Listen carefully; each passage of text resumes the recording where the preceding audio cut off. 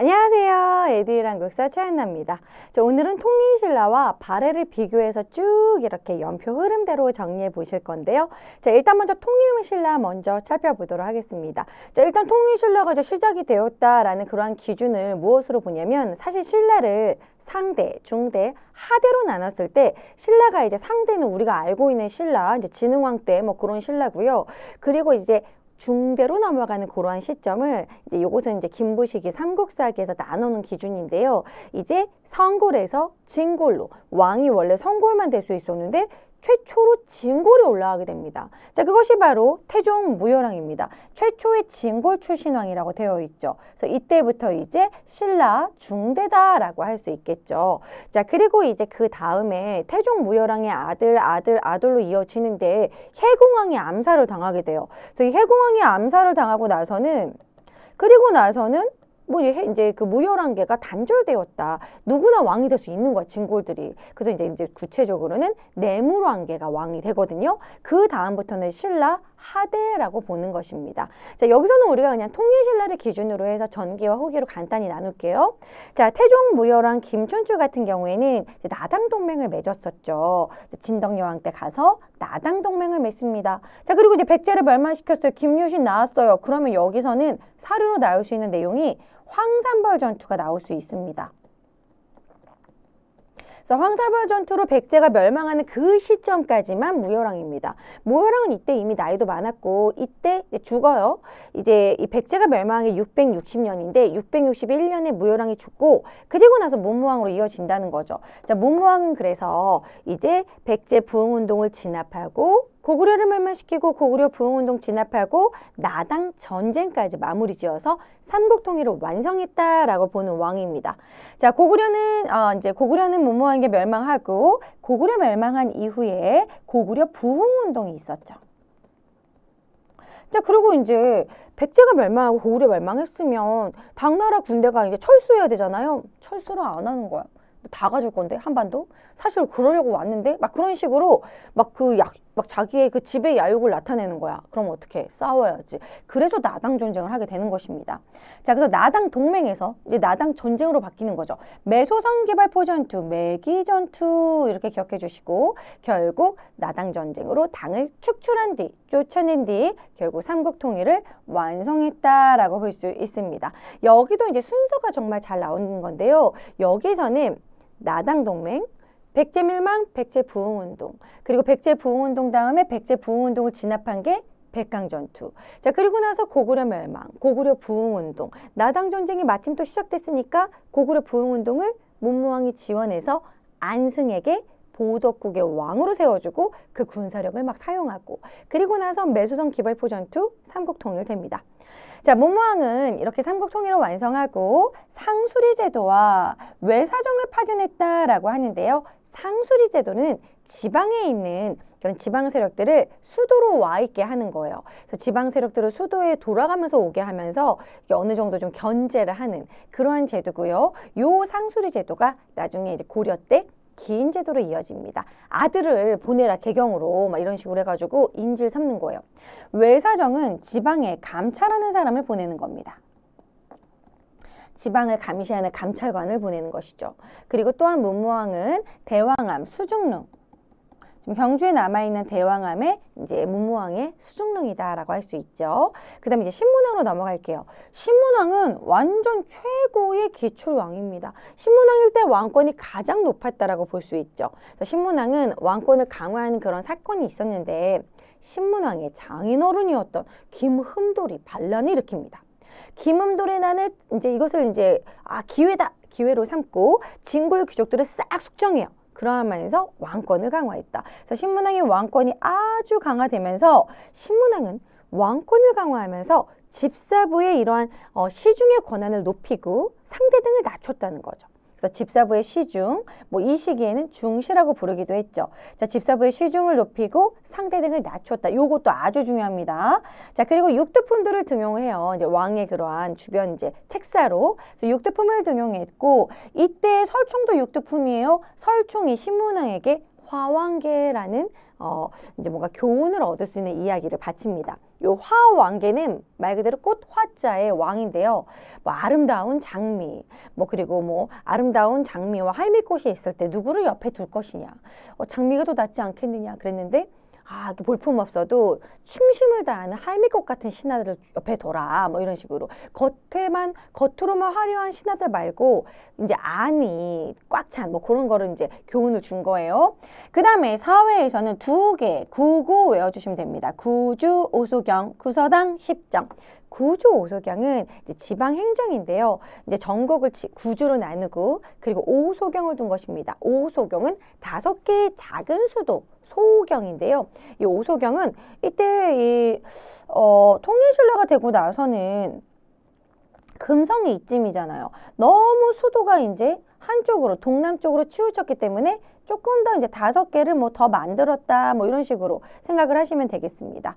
위치는 지금 정확치 않아요. 제가 대충 5개를 찍은 거예요. 자, 이런 식으로 뭐 5개를 더 만들어서 이제 수도의 그런 중요한 일들을 이제 치우침을 좀 이렇게 보완했다. 이렇게 볼 수 있겠죠.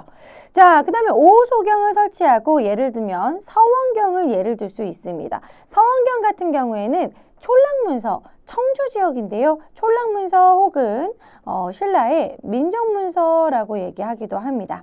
그래서 이 민정문서는 세금을 걷기 위한 문서였다. 자, 그 다음에 이제 구서당 십정. 구서당은 중앙군이고요. 그리고 십정은 지방군입니다. 이 구서당 같은 경우에는 중앙을 지키는 걸로 여기에 옛 고구려인, 옛 백제인, 옛 말갈인까지 다 모두 약간 민족 융합적인 그런 정책으로 구서당을 운영했다. 십정은 분명히 전국을 구주로 나눴잖아요. 왜 십정이냐? 맨 위에 있는 한주. 맨 위에 있는 한주는 국경지대이기 때문에 여기는 이정을 뒀기 때문에 그래서 총 10정입니다. 자, 경제적으로는 요거 별표. 관료전을 지급하고 노급을 폐지했다. 관료전 지급, 노급 폐지. 이게 무엇이냐? 노급은 그쪽 지역에 있는 사람들에게 세금을 걷어서 먹을 수 있는 수조건, 내 월급으로 쓸 수 있는 수조건과 그리고 노동력을 징발할 수 있는 거기 있는 사람들의 노동력을 내 마음대로 또 징발할 수 있는 거야. 그 노동력은 나의 군사가 될 수도 있는 거지.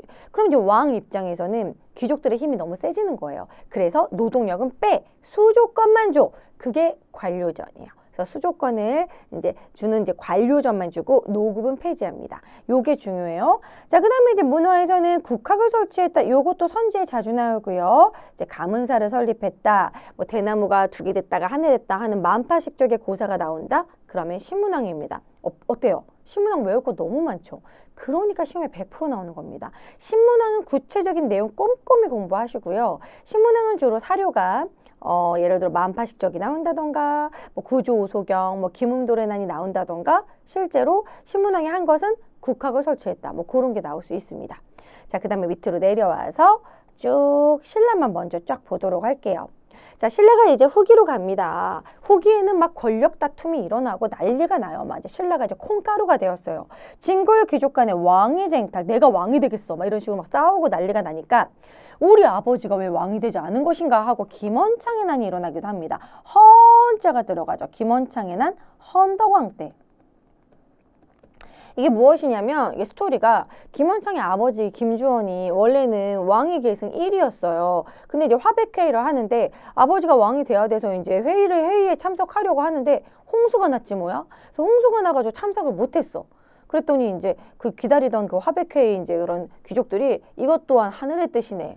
빨리 끝내고 집에 가자. 막 이래가지고 이제 결국 그냥 김원창 그 아버지는 김주원은 참석을 못했고 왕이 되지 못했어. 이것에 불만을 가지고 이제 왜 우리 아버지가 왕이 되지 않은 거냐 막 이러면서 일어난 게 김원창의 난. 또 장보고의 난 같은 경우에는 왜 우리 딸을 왕비로 만들어주지 않는 거냐 막 이러면서 문성왕 때 장보고의 난이 일어나기도 했습니다. 이런 식으로 왕위와 관련된 쟁탈전이 막 일어나게 되는 것이죠. 자, 그리고 사회적으로도 많은 농민봉기가 일어났는데요. 특히 진성여왕 때, 이 진성여왕은 진상이다 이런 느낌으로 기억해 주시면 좋은데 진성여왕은 세금 독촉을 했어요. 본인의 사치 때문에 세금을 더 내라, 세금 독촉. 가뜩이나 내기 싫은 세금을 더 내라고 막 독촉을 하니 막 열받지. 이렇게 못 살아. 막 아물라. 그래서 원종과 애노의 난이 일어나고요. 원통한종, 슬퍼하는 노비 이런 식으로 기억을 해주시고 적고적 붉은 바지를 입고 막 일어납니다. 이런 식으로 요거 두 가지 농민봉기 원종과 애노의 날 적고족의 날은 진성여왕 때 농민봉기가 일어났다. 전국적으로 농민봉기가 막 벌떼처럼 일어났다. 이런 식으로 사료가 남아 있어요. 이러한 분위기에서 스스로 막 이렇게 성장을 하고 있는 지방 세력들이 성장을 하게 됩니다. 스스로 나를 성주라고 불러라. 나를 장군이라고 불러라. 이 지역은 내가 다스리는 내가 거의 뭐 왕처럼 군림하는 그러한 사람들이 바로 호족입니다. 지방 호족들이 성장하게 돼요. 스스로 성주 장군이라는 호칭을 갖고 해상 세력, 군진 세력, 그리고 뭐 이제 왕위 쟁탈전에서 밀려난 왕족 세력, 뭐 이런 식으로 다양한데요. 이 장보고 같은 경우도 호족이에요. 해상 세력. 견훤 같은 경우에는 군인 세력. 궁예 같은 경우에는 신라 왕족 세력이에요. 왕건도 해상 세력. 왕건은 저쪽 예성강 하류의 해상 세력입니다. 이런 식의 호족들이 나타나면서 이 농민들이 불만이 많구나. 나를 따르라. 이러면서 이들이 이제 그 농민봉기 그런 농민들과 함께 힘을 합쳐가지고 새로운 나라를 세우는데 그것이 바로 후구구려, 후백제, 그것이 후삼국이 되는 것이죠.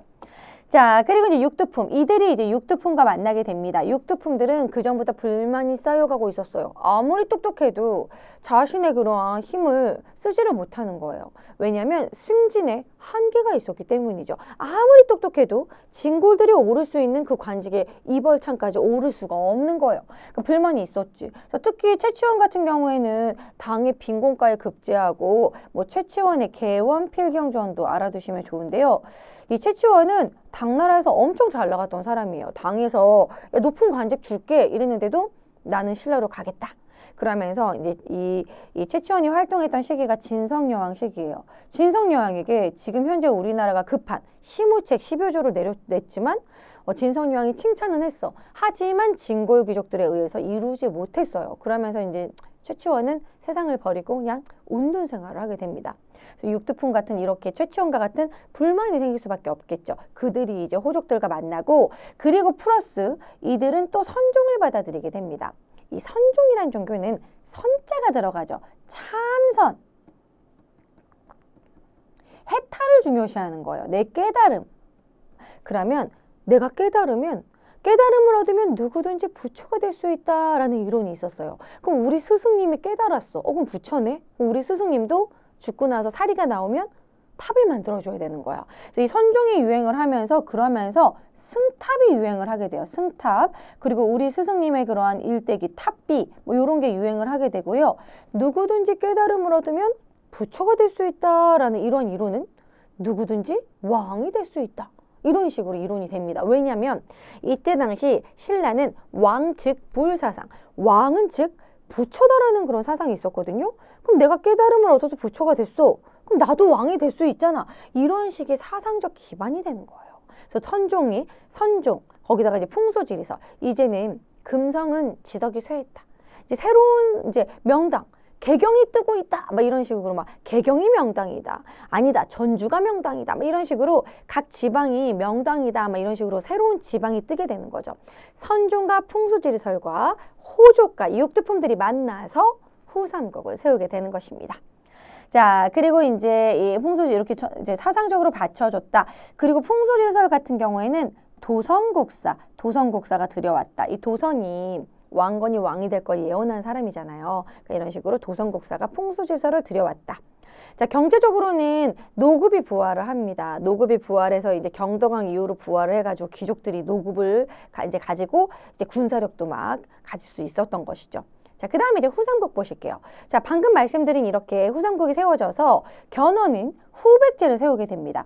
견훤은 완산주가 지금의 전주예요. 전주 지역에 후백제를 세우게 되고 견훤은 이제 백제를 이었기 때문에 백제가 남조와 사이가 좋았던 것처럼 남쪽에 있는 중국 후당 5월에 사신을 파견하기도 합니다. 요것도 사료에 엄청 잘 나와요. 후백제는 후단과 5월에 사신을 파견했다. 자, 궁예 같은 경우에는 후 고구려를 세우게 되는데요. 송악에 지금의 이제 개성이죠. 개경에다 세우게 되는데 마진, 태봉이라는 이제 국호를 이제 바꾸기도 해요. 국호를 자꾸 바꾸고 철원으로 천도하기도 합니다. 이러면서 점점점 미쳐가는 거죠. 궁예가 막 누가 기침 소리를 내었어. 지금은 미륵이니라 막 이러면서 관심법으로 네 마음을 다 알 수 있어. 너 지금 졸리지? 막 이런 식으로. 공부하기 싫지? 어떻게 알았지? 대박. 막 이런 식으로 내 마음을 읽는다고 생각을 하는 거야. 이런 식으로 궁예가 점점점 폭정을 하는 거죠. 그랬기 때문에 궁예의 폭정으로 결국 쫓겨나고 왕건을 추대하게 되는 것입니다. 자, 그리고 이때 후 고구려의 관제라고 할 수 있는 광평성이라는 기관이 있었어요. 광평성은 국가의 중대사를 논하는 중요한 기구입니다. 그래서 이 광평성 같은 경우에는 나중에 고려까지 이어지고 나중에 없어지게 되거든요. 광평성 나오면 후 고구려. 자, 후 고구려에서 고려를 건국을 한 거예요. 그러면 궁예 쫓아내고 자, 왕건이 이제 고려를 세우고요. 송악에다가. 자, 그리고 나서는 공고신일 이렇게 외워주시면 되는데요. 공산전투. 고창전투, 자, 그 다음에 세 번째 신라항복, 그 다음에 1, 2천 전투, 그렇게 후삼국 통일이 되는 것입니다. 자, 공산전투에서는 이전에 경혜왕이 후백제 그 견훤에게 죽어요. 그래서 경혜왕이 죽고 경순왕이 올라오면서 왕건한테 도와달라고 SOS를 칩니다. 그래서 이제 왕건이 왔어. 군대를 데리고. 아이, 후백제 이길 수 있어. 그런데 이때는 왕건이 견훤이 너무 잘 싸웠던 거야. 후백제가 이겨. 견훤이 이기고 왕건이 집니다. 그러면서 이 신순겸이 왕건 대신 죽어요. 이게 바로 공산전투야. 그 다음에 고창전투 때는 왕건이 칼을 갈아가지고 이때는 왕건이 이기게 되죠. 그래서 왕건이 이김으로써 이때 왕건이 이제 후삼국 통일 기반을 마련했다. 자, 그리고 나서 이 사이에 있는 사건이 뭐가 있냐면 견훤의 아들 신검이 견훤을 금산사에다 유폐하고 자기를 왕을 안 시켜줬다고 왕위를 자기한테 안 이어줬다고 아버지를 가둬. 견훤이 열받았어. 그래서 견훤이 왕건에게 투항해. 그리고 또 신라 경순왕이 항복을 하죠. 경순왕은 이제 항복을 하면서 경순왕에게 또 왕건이 그럼 네가 경주를 가져라. 이렇게 경주를 시급으로 주고 그리고 나서 1, 2천 전투. 이번에는 1, 2천 전투 누구랑 싸우겠어요? 왕건하고 이 견훤이 이제 같이 싸우는 거야. 이길 수가 없는 전투 1, 2천 전투는. 왜냐면 신검이 이제 부하들을 막 데려가는데 부하들이 아이고 견훤왕이십니까? 하면서 무릎을 꿇죠. 신검은 이길 수가 없는 거야. 그래서 1, 2천 전투에서 신검이 져요. 후백제가 지죠. 그리고 나서 후삼국 통일이 된다. 공고신일 순서 외워주시고요. 자, 이번에는 발해 살펴보겠습니다. 자, 발해는 이제 대조영이 이제 세워지게 되는데 이 발해가 건국됐던 시점에 그럼 신라는 어느 왕이었을까 그냥 궁금할 수 있죠. 효소왕 때입니다. 효소왕은 이제 신문왕의 아들이죠. 효소왕 시기에 이제 대조영이 발해를 세우게 됩니다. 고구려 유민과 발갈인들을 모아서 동모산에서 건국을 하게 되죠. 이제 고구려를 계승해서 세워지게 된다. 그리고 나서 무문선 이 왕의 특징을 알아두셔야 되는데 무왕 같은 경우에는 이름도 대무예고요. 무예를 중시해. 무력적이야. 그래서 무인. 연어로 외울 때 무인으로 외워주시면 되고 무력적이다. 싸우자. 그래가지고 결국 당을 공격하기도 해. 당과 신라와 적대 관계였어요. 자, 그래가지고 이제 이 무왕이 자기 동생인 대문예를 시켜서 흑수멜가를 공격해라 이렇게 시키기도 하고 장문유를 시켜서 당의 등주를 공격하기도 합니다. 장문유의 수군이 산둥반도 등주를 공격했다. 당을 공격했다. 이런 말이 나오면 무왕입니다. 무력적인 무왕. 문왕은 문화교류, 문화를 크게, 문대, 문화를 크게. 그 대흥으로 연어로 외워주시고요. 이제 당과 신라와 교류를 하게 됩니다. 이 친당 정책으로 인해서 당의 삼성육부를 받아들이고요. 삼성육부 중에서도 정당성 중심으로 운영을 합니다. 자, 그리고 수도를 이제 상경성을 만들게 되는데 수도를 동중상동 이래가지고 이 동모산에서 중경으로 옮기고 중경에서 상경으로 옮기고 또 사실 상경에서 나중에 이제 동경으로 다시 옮기기도 해요. 하지만 이제 한능검 수준에서는 중경, 상경, 중경에서 상경으로 천도했다. 동경에서 천도한 게 아니잖아요. 중경에서 상경으로 천도했다. 그럼 문왕입니다. 동경이었을 때 다시 상경으로 천도한 게 성왕이라는 게 있어요. 그건 이제 패스하고. 자, 그리고 신라와 교류했기 때문에 신라도를 만듭니다. 신라도. 여기 이제 동해바다 쪽에 신라도. 신라와도 교류를 했다. 당과 신라와 교류했다. 문화 교류했다. 문왕. 자, 그 다음에 이제 문왕 때 뭐 주자감도 막 설치를 하고, 그 다음에 이제 선왕으로 넘어가면 선왕은 건흥, 가장 전성기입니다. 발해의 최고 전성기를 맞이하고요. 영토를 옛 고구려 땅을 다 차지해요. 그래서 나 이 정도면은 전성기 인정? 그러니까 이제 당나라가 그 정도면 동쪽 바다에 융성한 국가다라고 해동성국이라는 칭호를 당이 줬어요. 그러니까 그 정도로 융성했다, 전성기였다. 5경 15부 62주 이런 식으로 와, 발해가 얼마나 넓었는지 알 수 있죠. 이제 큰 이제 수도가 5경이 있고 그 밑에 15부가 있고 그 밑에 62주가 있어. 5경 15부 62주를 완성한 건 선왕입니다. 최대 영토다. 이렇게 기억하시면 되겠죠. 자, 발해의 또 추가적인 내용을 좀 살펴보도록 할게요. 발해는 고구려를 계승한 것과 당을 계승한 그런 당의 영향을 받은 것은 이제 두 개로 나눌 수 있는데 고구려를 계승한 게 고려 국왕이다 이런 명칭을 썼습니다. 어디에? 일본에 보낸 국서에. 자, 그리고 지배층이 고구려인이었다라는 부분과 온돌양식. 여러분 그 북방 민족들은 여기저기 떠돌아다녀서 온돌양식 없어요. 온돌을 들고 다닐 수도 없고, 그렇죠? 그래서 주로 이렇게 땔감을 뗀다던가 그렇게 난방을 하는데 이 온돌양식, 고구려 스타일. 그리고 고분양식도 조금 구체적으로 얘기한다면 굴식 돌방 무덤에 모조림 천장 이렇게 해가지고 이제 모조림 천장. 정혜공주묘의 모조림 천장 이런 고분 양식.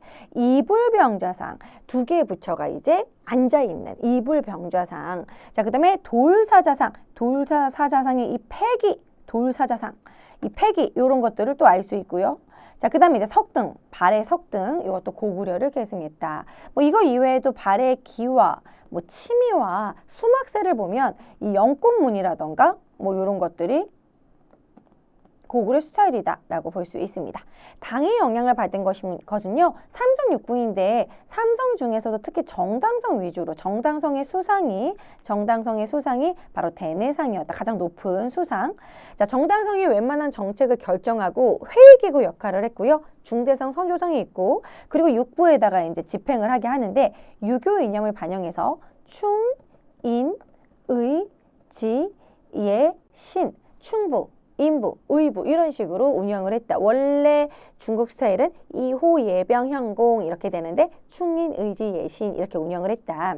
자, 주자감이라는 유학교육기관 요거 여러분 고려랑 헷갈리시면 안 돼요. 고려는 국자감이고 발해는 주자감이다.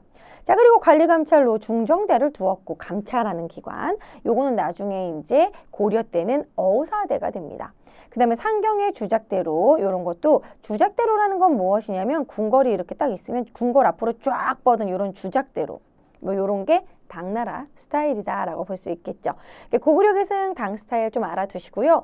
요 발해 같은 경우에는 나중에 문화 파트 공부하실 때 발해 영광탑이라던가 이불병좌상 그리고 발해 뭐 석등이라던가 뭐 이런 것들 발해는 사실 그렇게 문화재가 많지가 않기 때문에 몇 개 있는 문화재 사진들도 꼭 반드시 봐두시기 바랍니다. 오늘 이렇게 통일신라와 발해를 전반적으로 이렇게 좀 비교를 해봤어요. 자, 그리고 나중에 발해는 이제 거란에게 멸망한 다음에 고려에 이제 이런 대광현이 고려로 내려오게 되고 이제 태조 왕건이 왕계라는 성을 하사하기도 했다. 뭐 그렇게 마무리를 질 수 있겠습니다. 발해는 나중에 거란에게 멸망을 하게 되고 이때가 이제 발해 대인선택. 그래서 이 거란에게 멸망했기 때문에 이걸 좀 기억해 두실 필요가 있는 게 이 왕건이 거란을 그렇게 싫어했어요. 태조 왕건이 이 발해는 고구려를 이어받은 나라고 우리가 고려라는 나라가 고구려를 이어받은 나라이기 때문에 발해는 우리와 같다. 이 발해를 멸망시킨 거란과는 적대하겠다. 이래가지고 이제 거란을 적대하는 정책을 쓰기도 합니다. 자, 오늘 수업은 여기서 마무리하도록 하겠습니다. 여러분 꼼꼼히 복습해 주시고요. 내용이 좀 많아요. 복습해 주시고 다음 강의에서 만나요. 안녕.